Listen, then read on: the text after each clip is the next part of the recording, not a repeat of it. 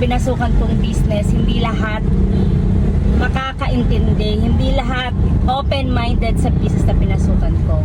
Yes, because hindi lahat pare-parehas ang mindset.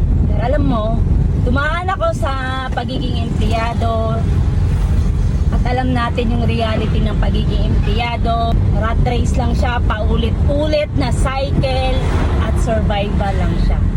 Tutulong lang ako sa ibang taong makapag-umpisa din ng business. Tutulong lang din ako sa ibang tao na malaman yung health awareness na kailangan natin, kasi para saan ba tayo nagtatrabaho? Para kumita, pero hindi natin alam sa kakatrabaho natin, papabayaan na natin ang ating health.